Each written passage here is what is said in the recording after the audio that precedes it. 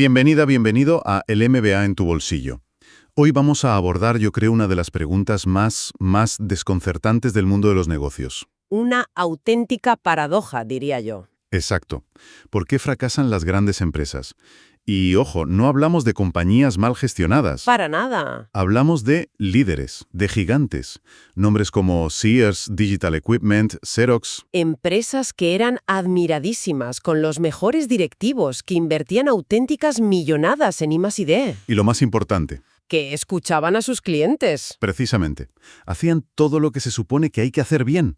Y aún así, se hundieron. Es que esa es la pregunta que obsesionó a Clayton Christensen, porque la respuesta va en contra de todo lo que se enseña en las escuelas de negocio. Es que la conclusión a la que llegó es tan radical como inquietante. A ver, estas empresas no fracasaron a pesar de su buena gestión, fracasaron por culpa de ella. Espera, ¿me estás diciendo que fracasaron porque hicieron todo bien? Exactamente. Ahí está el nudo gordiano.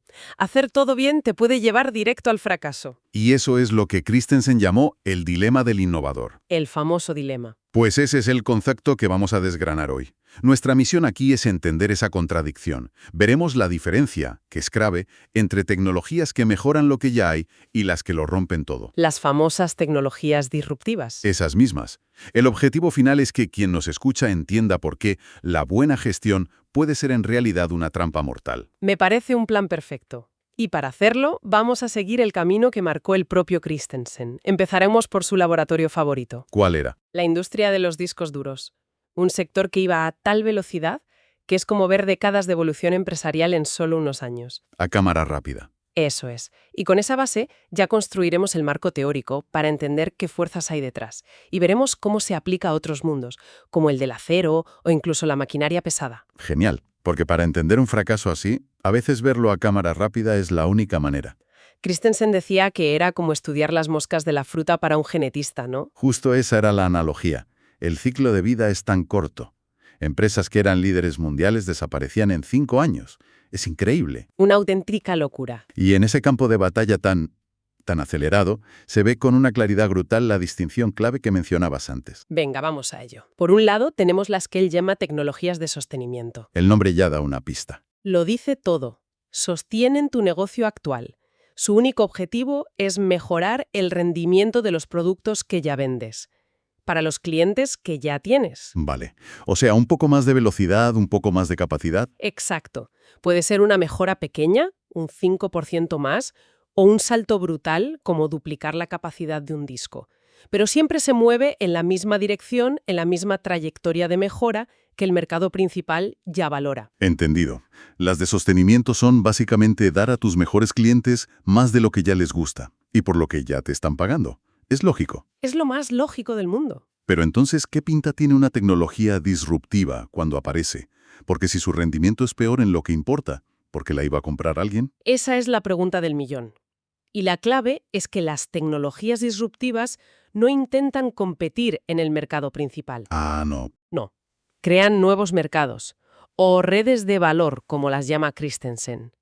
Al principio, si las mides con la vara del cliente tradicional, son objetivamente peores. Ponme un ejemplo. Pues un nuevo disco duro disruptivo ofrecía muchísima menos capacidad, era más lento, un desastre para el cliente principal. Vale. Pero a cambio traía cosas nuevas, atributos diferentes. Era mucho más pequeño, más ligero, muchísimo más barato y consumía menos energía. Cosas que al mercado principal le daban igual. Exacto. Pero que eran la clave para un mercado completamente nuevo que ni siquiera existía todavía. Y aquí es donde los ejemplos de la industria del disco duro son casi de película de terror por la velocidad a la que se canibalizaban unas a otras. Es que era una masacre cíclica. Piensan los fabricantes de los discos de 14 pulgadas, unos armatostes enormes. Para los ordenadores mainframe, no. Los de los bancos y las grandes corporaciones. Esos mismos. Y de repente aparecen los discos de 8 pulgadas. Mucho más pequeños, menos capacidad. ¿Y qué hicieron los líderes? Pues lo lógico. Los analizaron, fueron a hablar con sus clientes, los jefes de informática de esos bancos, y la respuesta fue unánime. A ver si lo adivino. ¿Y para qué quiero yo esto? Clavado. ¿Para qué queremos un disco más pequeño y con menos capacidad? No nos sirve para nada. Así que lo ignoraron por completo. Claro. Pero es que ese disco de 8 pulgadas no era para ellos. Exacto. Era para un mercado nuevo, los mini computers, los que empezaban a aparecer en oficinas, en universidades, un mercado que los gigantes del mainframe veían como un juguete. Y el resultado fue, Que los fabricantes de 8 pulgadas crearon una industria nueva desde cero y los de 14 pulgadas desaparecieron.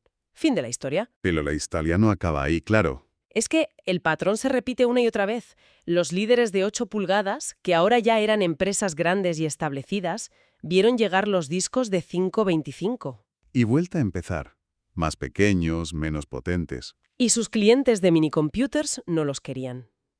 Pero, ¿sabes para qué eran perfectos? Para los primeros ordenadores personales de sobremesa.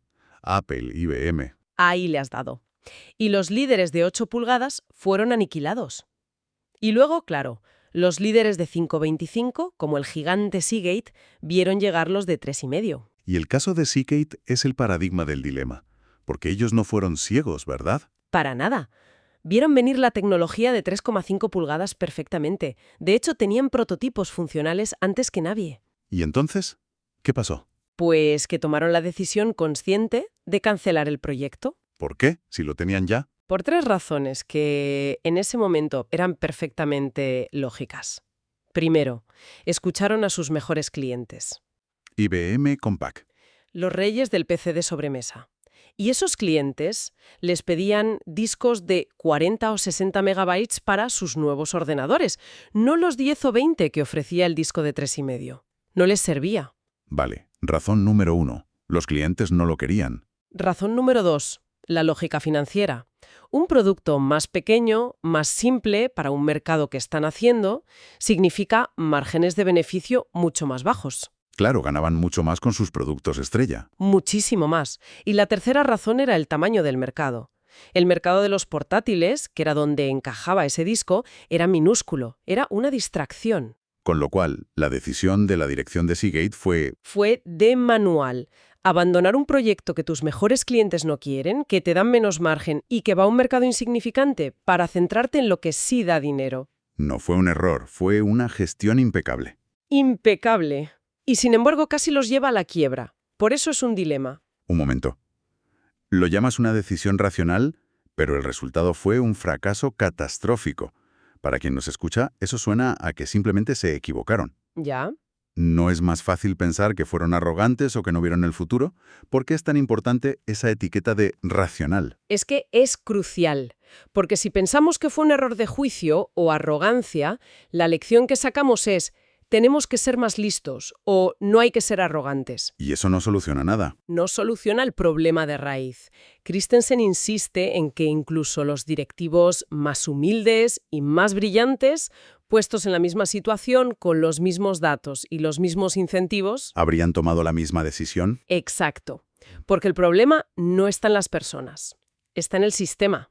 Hay fuerzas estructurales, invisibles, que empujan a las buenas empresas hacia el precipicio. Entonces, lo de Seagate no fue un error de un directivo. Suena más a que la propia empresa, toda su maquinaria interna, estaba diseñado para rechazar esa innovación. ¿Va por ahí? Va exactamente por ahí. Y el concepto clave para entender esa fuerza es lo que Christensen llama la red de valor. Red de valor. No es solo la cadena de valor, es todo el ecosistema. Tus clientes y lo que ellos valoran, tus proveedores, tu estructura de costes, los canales de distribución, todo el contexto en el que una empresa aprende a competir y a tener éxito. Y cada mercado tiene su propia red de valor con reglas distintas, me imagino. Completamente distintas. En la red de los mainframes, una métrica clave que definía un buen producto era la capacidad en megabytes y la velocidad de acceso. Lo que pedían los bancos. Claro. Pero en la red de valor de los primeros portátiles, las métricas importantes eran otras. ¿Cuáles? Pues, por ejemplo, el bajo consumo de energía, para que la batería durase más de media hora. Algo básico hoy, pero una revolución entonces. O el tamaño reducido, o la resistencia a los golpes. Pensemos que con un movimiento brusco te cargabas el disco duro. Son atributos que en la red de los mainframes eran totalmente irrelevantes. Y supongo que la economía de cada red, los márgenes de beneficio también serían radicalmente diferentes. Radicalmente. En la red de los mainframes, los márgenes podían ser del 60%. En la de los PC de sobremesa, a lo mejor del 25%. Y en los componentes para portátiles, aún más bajos.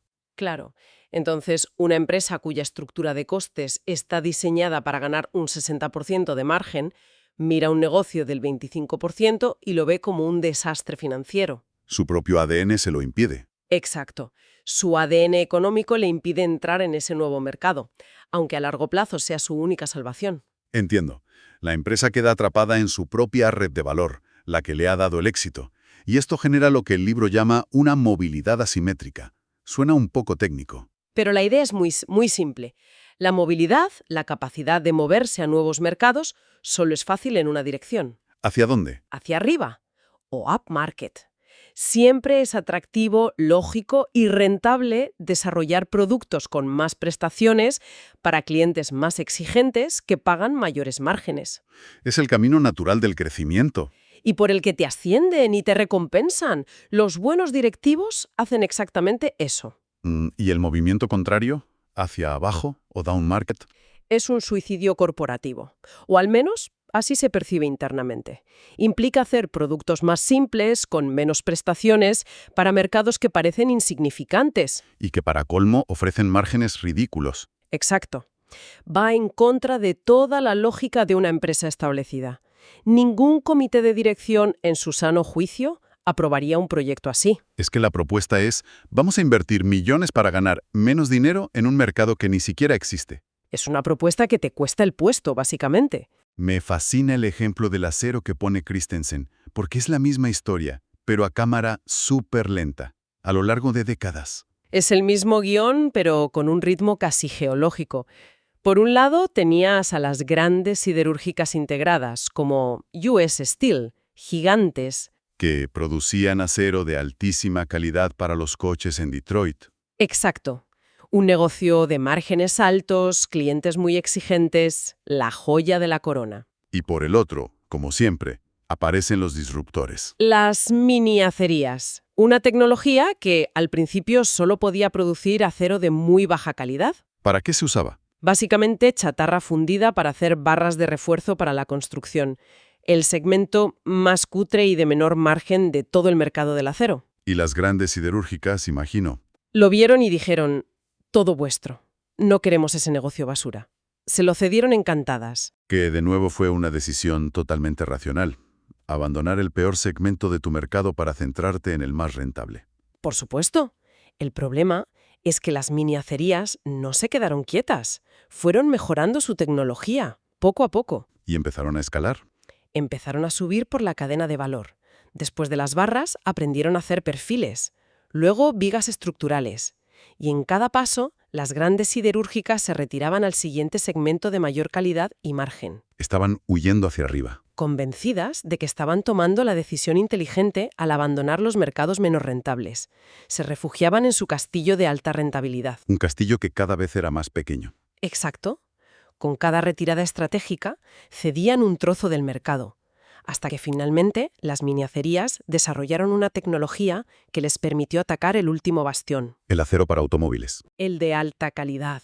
Y para entonces, las grandes siderúrgicas ya no tenían a dónde huir. Es el dilema del innovador en todo su trágico esplendor. La verdad es que es bastante desalentador.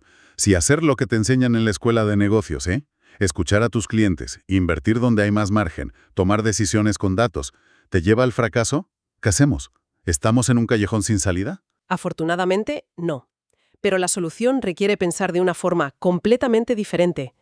Christensen no se limita a describir el problema, propone una serie de principios para gestionar la disrupción. Vale, vamos a verlos. El primero es, quizá, el más importante y el más contraintuitivo. ¿Cuál es? La tecnología disruptiva debe ser desarrollada por una organización independiente. Separada de la empresa principal. ¿Por qué?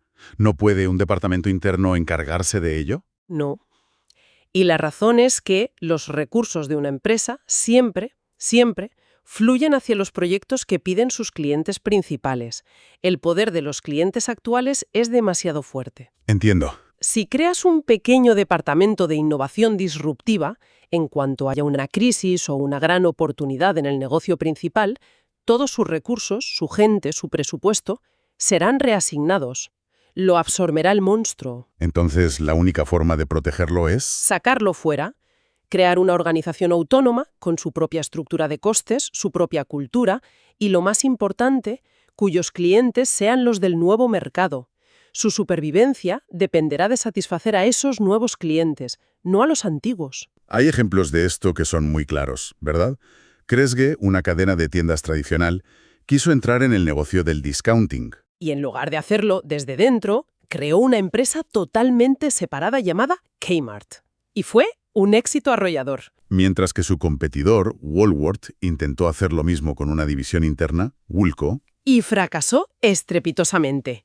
La cultura y los procesos de la matriz la ahogaron por completo. o el caso de Hewlett-Packard en los 90s. Ese es buenísimo. Tenían un negocio increíblemente rentable con las impresoras láser en su división de Boise. Y cuando desarrollaron la tecnología de inyección de tinta, que era más barata, más lenta, de peor calidad, vamos, un libro de texto de disrupción. Pues en lugar de intentar gestionarla desde Boise, donde la habrían matado al nacer, crearon una división completamente nueva y autónoma en Vancouver, a cientos de kilómetros. Y de ahí salió todo el negocio multimillonario de las impresoras domésticas de HP. Ni más ni menos. Vale. Primer principio, organización separada. ¿Cuál es el segundo? El segundo ataca el problema del tamaño. Y dice así: los mercados pequeños no solucionan las necesidades de crecimiento de las grandes empresas. Esto es muy importante. Es que una compañía que factura, pongamos, 4.000 millones de dólares, necesita generar 800 millones en ingresos nuevos solo para crecer un 20%. Una barbaridad. Entonces, cuando el mercado potencial de una tecnología disruptiva es de 20 o 30 millones, para la alta dirección es un error de redondeo. No le van a prestar ni la más mínima atención. ¿La solución es, entonces? Asignar las oportunidades pequeñas a organizaciones pequeñas. Esa unidad de negocio independiente que hemos creado, o una pequeña empresa que se compre para esto, puede vivir y entusiasmarse con un mercado de 30 millones. Para ellos es una oportunidad gigantesca. Claro, para una organización de 50 personas es el proyecto de su vida. Para la matriz de 50.000 es una distracción. Hay que hacer que el tamaño del premio encaje con el tamaño de la organización que lo persigue. Tiene todo el sentido. Y esto me lleva al tercer principio, que ataca la forma en que las empresas planifican. Dice que los mercados que no existen no se pueden analizar. Exacto. La investigación de mercados tradicional es una herramienta fantástica para la innovación de sostenimiento. Le preguntas a tus clientes qué quieren, te lo dicen, lo construyes y lo vendes. Fácil. Pero para la disrupción, Es completamente inútil. ¿Cómo vas a hacer un estudio de mercado para un producto que nadie sabe para qué sirve? En un mercado que todavía no existe. Es absurdo. la historia de Honda entrando en el mercado de motos de Estados Unidos es el ejemplo perfecto de esto. Es casi de chiste. Honda, que estaba basado en análisis, en estudios de mercado, era competir de tú a tú con Harley Davidson, vendiendo motos grandes y potentes. Invirtieron una fortuna. Y fracasaron estrepitosamente. Sus motos grandes no eran fiables, se rompían. Pero mientras tanto, los propios ejecutivos de Honda en California usaban para sus recados unas motillos pequeñas y modestas, la Super Cube de 50 centímetros cúbicos. Las que usaban en Japón para repartir fideos. Esas mismas. O sea que todo su plan de negocio, toda su investigación, a la basura. Y encontraron un mercado milmillonario porque sus propios empleados se iban a hacer recados con esas motillos. Es increíble. La gente por la calle les paraba. No querían las motos grandes, querían esas motos pequeñas y divertidas para irse a la playa o al campo.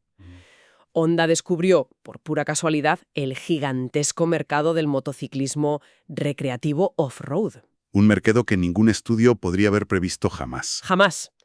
La lección es que, ante la disrupción, la estrategia correcta no es la planificación. Es lo que Christensen llama planificación basada en el descubrimiento. ¿Y eso qué significa? Significa lanzar un producto barato, ver quién lo compra y para qué lo usa, y estar dispuesto a pivotar y aprender sobre la marcha. Es asumir desde el principio que tu plan inicial está equivocado. Entendido. Y nos queda un último principio, que a mí me parece el más profundo de todos. El que dice que las capacidades de una organización también definen sus incapacidades. Este es el que lo une todo. Las verdaderas capacidades de una empresa no son solo sus recursos, su gente, su dinero, su tecnología. ¿Qué son entonces? son sobre todo sus procesos, es decir, la forma en que se toman las decisiones, se asignan los recursos, se fabrica. Y sus valores, que son los criterios por los que se prioriza un proyecto sobre otro, como el tamaño del mercado o el margen de beneficio. Espera un momento.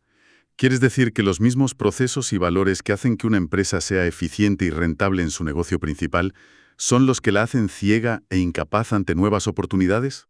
Exactamente. Son dos caras de la misma moneda.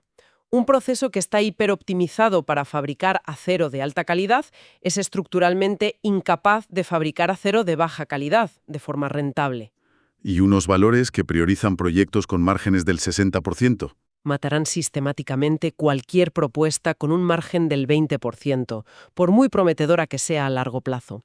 No es una decisión consciente, es el sistema inmunitario de la organización rechazando un cuerpo extraño. Por eso un proyecto disruptivo necesita su propia organización. Para poder desarrollar los procesos y valores adecuados para el nuevo desafío. No se puede jugar a un juego nuevo con las reglas del juego antiguo. Si tuviéramos que destilar una conclusión de todo esto, lo que más me impacta es que el dilema del innovador no es una historia de incompetencia o de directivos arrogantes. No, en absoluto. Es la constatación de que la lógica misma que te lleva al éxito se convierte con el tiempo en una receta para el fracaso cuando el mundo cambia. Las prácticas de buena gestión, que tanto celebramos, son a menudo la causa del problema. Totalmente de acuerdo. El mensaje final para cualquier directivo o para cualquier emprendedor es que se necesitan dos cajas de herramientas distintas. ¿A qué te refieres? A que las herramientas que funcionan para tu negocio principal, para la innovación de sostenimiento, son veneno puro cuando las aplicas a la innovación disruptiva. ¿Y el primer paso? ¿El más difícil? Es ser honesto y diagnosticar correctamente a qué tipo de cambio te enfrentas. ¿Estamos mejorando nuestro producto para nuestros clientes de siempre? ¿O estamos ante algo que podría crear un mercado completamente nuevo desde cero? Para terminar, me gustaría dejar una reflexión en el aire. Porque estos principios no son solo lecciones de historia empresarial. Si miramos el panorama actual, Sí, la banca, la educación universitaria, la energía, el transporte, ¿dónde están surgiendo ahora mismo esas tecnologías disruptivas? pues probablemente no están en las portadas de las revistas de negocios. Seguramente parezcan productos o servicios insignificantes, de baja calidad, con modelos de negocio poco rentables. Y que solo interesan a un nicho de clientes poco exigentes. Exacto. Pero la pregunta clave que nos enseña Christensen es, ¿están esos productos en una trayectoria de mejora? ¿Podría su rendimiento, que hoy es insuficiente, cruzarse mañana con las necesidades del mercado? Es la pregunta fundamental. Y la barrera más formidable que enfrentan las empresas líderes no es la falta de tecnología o de dinero. Es que sencillamente no quieren hacer lo que es necesario para sobrevivir, porque va en contra de todo lo que las ha hecho exitosas hasta ahora.